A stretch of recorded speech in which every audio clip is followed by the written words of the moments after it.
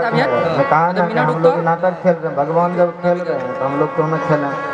ईमानदारी से अगर नाटक खेलें तो संसार सफल हो जाए।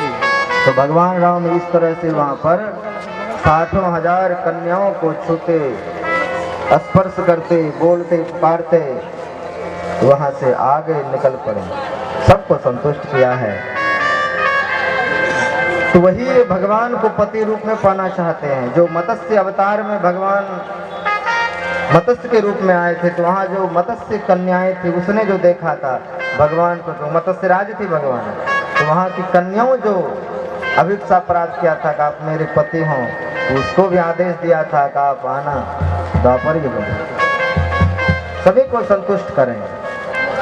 नरसिंह अवतार में, रामा अवतार में, लंका में कितने देख करके मोहित हुए थे। जनकपुरी में भगवान राम जी की कितने सालियां सरोज, वहाँ की कन्याएं, उन पर नछावरें होती थी। उन सब को आदेश दिया है कि सब द्वापर युग में आए, और वही सब कन्याएं जो आधी अधूरी भक्ति है जिसकी, वो पति रूप में भगवान को पाना चाहते, इसलिए इस मंत्र का आह्वान करते हैं। यह मंत्र अगर कोई कन्या जाप करे, उसके विवाह का विघ्न नष्ट करके सुंदर और सुयोग वर मिलता है। तो वही जो छोटी छोटी कन्याएं थी सरोवर में जाते थे और निवस्त्र स्नान करते थे। यहाँ भगवान कोई काम क्रीड़ा की बात नहीं है, भगवान मात्र 7 वर्ष के हैं, अच्छे 7 वर्ष के कन्याएं भी हैं। तो आदत न बिगड़ जाए उन सब की कि सब दिन ऐसे सरोवर में स्नान करे निवस्त्र होकर के। तो सब कन्याएं नदी में स्नान घुस करके कर रहे थे, वस्त्र किनारे रखे थे, और रोज का आदत कर रहे हो व्रत और ऐसे। तो भगवान ने सबको सीख देने के लिए सबका वस्त्र हरण कर लिया, और जब हरण कर लिया तो गाली गलौज किया अपने अपने भाषा में। इसमें ब्राह्मण, क्षत्रिय, वैश्य, शूद्र सब तरह की कन्याएं थे, सबने अपना अपना दिखाया कि अगर तुम मेरा वस्त्र नहीं दिया तो अभी मैं तुम्हारे पिता को जाके बताऊंगा। तो भगवान कहते वस्त्र मेरे पास है, जाओ बताते हो। चुप, काम में कोई यहाँ से निकलने दो, तुमको मैं सजा दिलवाऊंगा। कहा जाओ निकल के, तो सबके वस्त्र हैं भगवान के पास।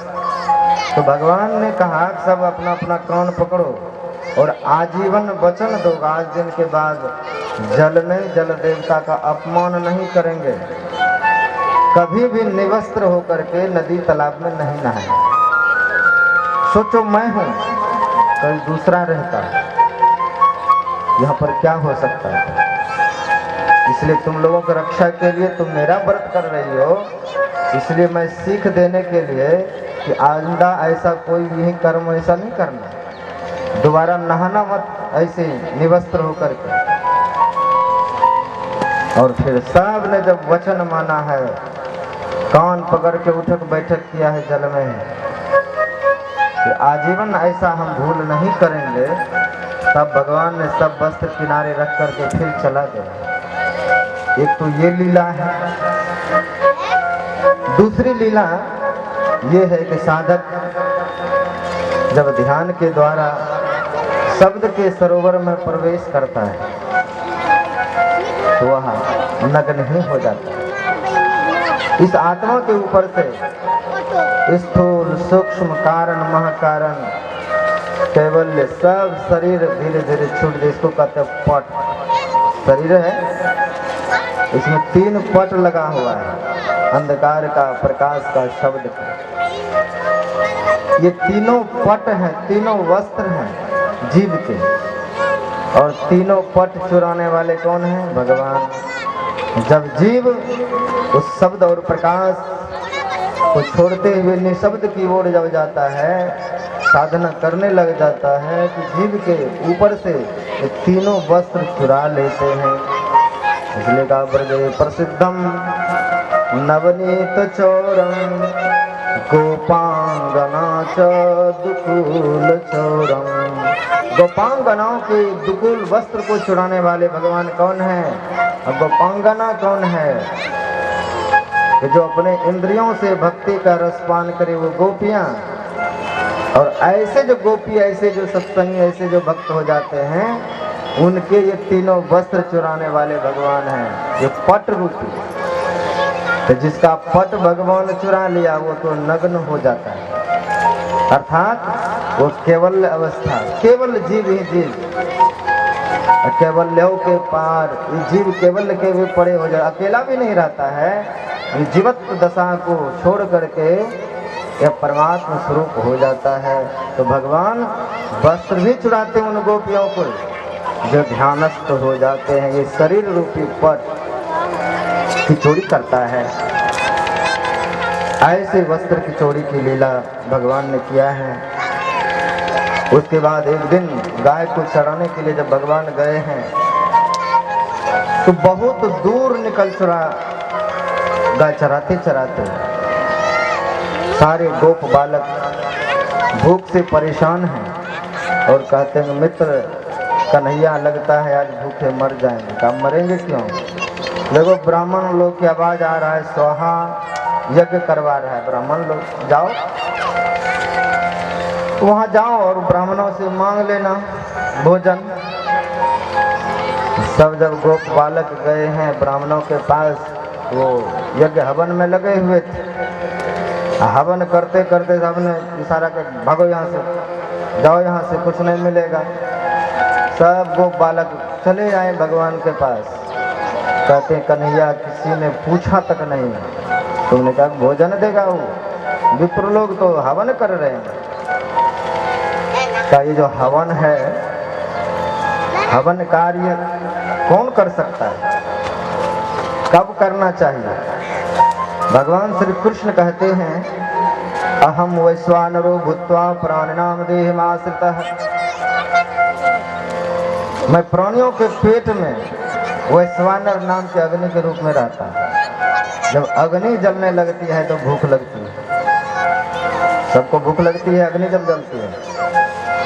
और किसी भूखे व्यक्ति को एक रोटी खिला दिए, अग्नि में गया वो स्वाहा, कितना हाँ। किसी इंसान को अगर आपने रोटी खिला दिया तो ये सबसे बड़ा हवन है। तो पेट में अग्नि भगवान है, जल रही है, कोई मांग लिया खाने के लिए, अगर आप दे दिए, ये हवन से बहुत ज़्यादा पुण्यशाली है। किसी को पानी पिला दिए तो बहुत बड़ा यज्ञ है। और यज्ञ जो हम कर रहे हैं, यज्ञ करते हुए तभी राजा बलि के प्रसंग में आया है कि जब तक कोई याचक रह जाता था तब तक वो हवन नहीं करता था। जब तक मांगने वाला सब तृप्त ना हो जाए तब तक मैं यज्ञ में हवन करने नहीं बैठूंगा। वही राजा बलि के यहाँ उसी इंतजार में थे कि अब कोई तो मांगने वाला नहीं ना है, कहाँ एक ब्रह्मचारी आया है। बावन भगवान गए तब तो चपोत के ले लिया। कहते उसी तरह से जब कोई भूखा ना रह जाए, तृप्त है हमारे आसपास में, सब एक टिन घी लाइए, जो तिल घी, इंद्राय स्वाहा वरुणाय स्वाहा, तृप्त हैं। जब कोई भूखा नहीं रह गया तब देवताओं को पुष्ट कीजिए, वातावरण को शुद्ध कीजिए, ऑक्सीजन की मात्रा भरपूर निकलेगी, वातावरण शुद्ध होगा। अगर हम घर में हवन कार्य रोज करें तो जिसको सांस लेने में तकलीफ है वह ठीक हो जाएगा, हृदय को ऑक्सीजन मिलेगा, हार्ट अटैक सब में अच्छा काम करेगा, सांस की बीमारी ठीक होगी। तो नित्य प्रतिदिन अगर जड़ी बूटी से हम हवन करते हैं तो, लेकिन जब भूखे प्यासे लोग पड़े हुए हम टीन के टीन यज्ञ में डाल रहे हैं, इससे अच्छा है कि हम किसी भूखे को 2 रोटी खिला दें। कबीर साहब कहते हैं ना कुछ देखा ज्ञान ध्यान में, ना कुछ देखा पोथी में, कहे कबीर सुनो भाई साधु जो कुछ देखा रोटी में। इन्हीं के चेला हैं गरीबदास जी महाराज, वो कहते हैं रोटी माता रोटी पीता, रोटी काटे सकल बीथा, काश गरीब कहे दरवेशा, रोटी बांटो सदा हमेशा। उधर रोटी बांटने की प्रथा है, रोटी ऐसे नहीं खाया जाता है। रोटी जब आता है तो पहले अपने गुरुजनों को, भगवानों को भोग लगाया जाता है, आरती उतारी जाती है। आरती अन्न देव तुम्हारी, जासे काया पलय हमारी। अन्न की महिमा है। अन्न के कारण ही, रोटी के लिए ही तो संसार में चाहे चोरी करें, डकैती करें, बड़े बड़े नौकरी करें, बिजनेस करें, किसके लिए? रोटी के लिए, अन्न के लिए। और अन्न का जो है, पहले अन्न बिकता नहीं था, बेचने की चीज नहीं होती, क्योंकि अन्न पैसे से नहीं, अन्न तो कृपा से। जमीन उपजा देना बंद कर दे और सरकार के इतनों लाख लाख का नोट छाप छाप करके रखे तो क्या होगा? जमीन ये परमात्मा की है, चाहे जिसके कब्जा में हो, तो परमात्मा की कृपा से अन्न जल अग्नि आकाश वायु है। वो कृपा बंद कर दे, जमीन अन्न न दे, तो आपका बैंक बैलेंस काम नहीं आएगा। इसलिए एक कण भी है ना अन्न का, सोचिए कि ये अन्न का कण कहाँ से आया। इसको उपजने में 6 महीना साल भर लगा है। खेत से सुरक्षित आया, दुकान से आया घर, घर में सुरक्षित धोते उते बच करके बना, उसके बाद आया थाली में। इस एक अन्न के पीछे कितना मेहनत है। उस अन्न को हम थाली में बर्बाद न करें। अन्न की जो मर्यादा देगा, अन्न के प्रति जो, क्योंकि अन्न ब्रह्म है, ब्रह्म से निकला हुआ सब चीज है, ब्रह्म ही सब चीज है। हम उसका अनादर ना करें। हम जीते हैं संसार में रोटी के लिए। सिकंदर एक गांव में गए, और गांव में गए तो जीतने के लिए गए, तो सबको जीत लिया। जीतने के बाद कहते हैं कि हमको बहुत जोरों की भूख लगी है। कि वहाँ की जो महिलाएं थी बहुत पढ़ी लिखी थी। उसने कहा कोई भी सिकंदर को खाना खिलाने नहीं जाएगा, हम लोग जाएंगे। तो सुंदर सुंदर महिलाएं सोने का बिस्कुट, चांदी का थाली में परोस लिया, सुंदर सुंदर वस्त्रों से ढक करके, और सिकंदर के आगे पेश किया। और पेश किया तो भूख से तड़प रहा था, कपड़े हटाए तो देखते हैं सोने का बिस्कुट, चांदी का सब पड़ा हुआ है, सब रत्न पड़े हुए हैं। सिकंदर बिगड़े बहुत जोर से।